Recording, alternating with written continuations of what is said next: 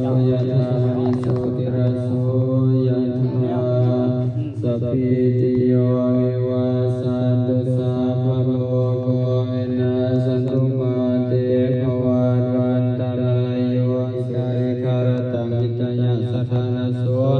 อุปกปติสุยติธัมโมจายังนิทัสสิโตเปตนาปุสาจักตาลลาปลัญจาภิกขุนังมโนปาทินังตุมเมหิปุญญังปัสสตังอนาปกันติสัพเพสัตตา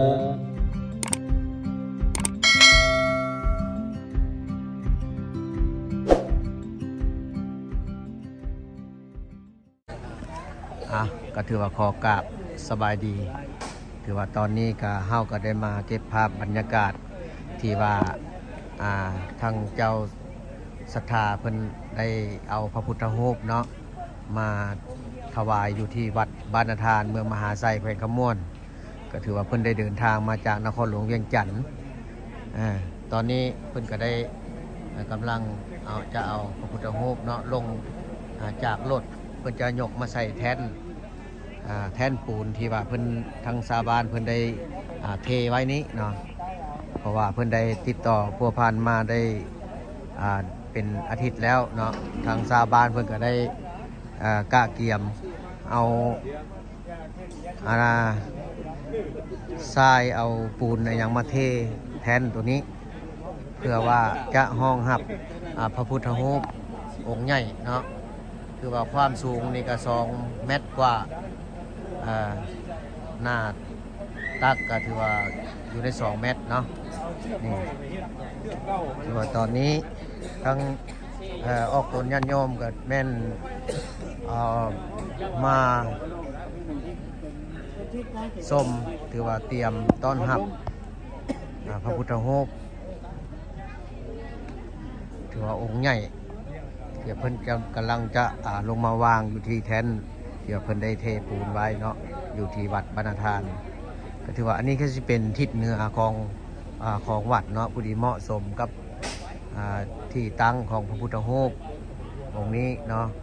อันนี้ก็เพิ่นได้เจ้าศรัทธาเพิ่นได้เอามา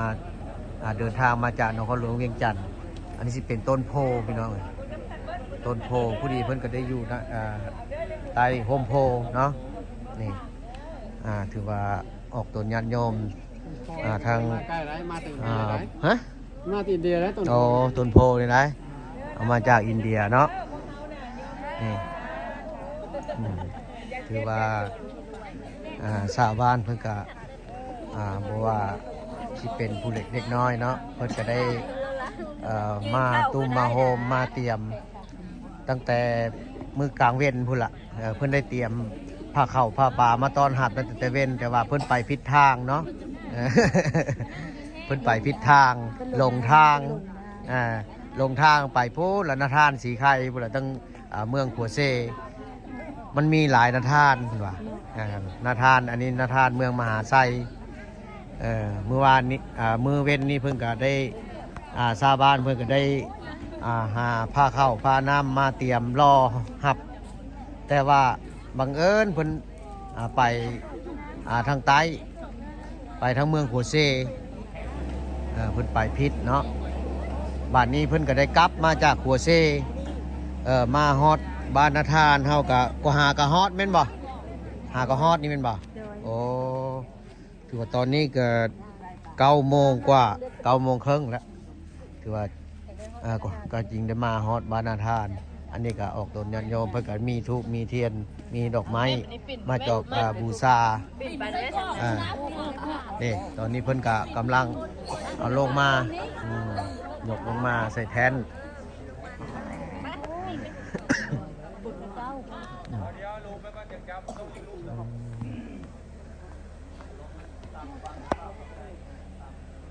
ถือว่าพระพุทธรูปนี่ก็องค์ใหญ่เนาะถือว่าความกว้างเพิ่นก็อยู่ใน2 เมตรแต่ความสูงนี่อาจจะฮอดจอมก็ประมาณ3 เมตรพี่น้องตั้งแต่แท่นขึ้นไปหาหัวถือว่า2 เมตร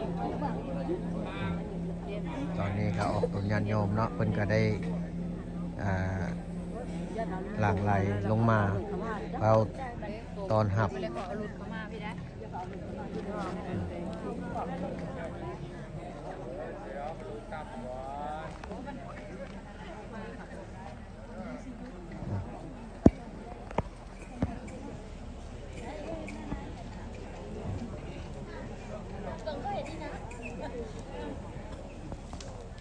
มสาวปานาทานที่ว่าเพิ่นก็ได้มีดอกไม้ธูปเทียนเนาะมีมาเตรียมบูชมบูชาพระพุทธรูปที่ว่าเพิ่นกำลังจะเอาลงมาตั้งอยู่แทนแต่ว่าได้เอารถแมคโครยกพี่น้องถือว่าอันนี้ก็เป็นเจ้าภาพเจ้าศรัทธาเนาะที่ว่าเพิ่นได้นำเอาพระพุทธรูปมาถวายอยู่ที่บ้านนาทานเฮาคือว่าเพิ่นก็ได้เดินทางมาจากทงป่งเจ้าภาพเจ้าศรัทธาเพิ่นอยู่ทงป่งนครหลวงเวียงจันทน์เนาะตั้งแต่มันได้คือทางแข่งนี่ย้ายทางดอกเนาะมันเจ้าเมืองก่อนตั้งรักไปโอ้ยวันนี้มาโทรเพิ่นมาบ้างไม่นั่งไปเมื่อแนวแล้วเนาะพามาไม่ได้แค่โอ้ยก็เป็นร้อยละ ภะคะวะโตอะระหะโตสัมมา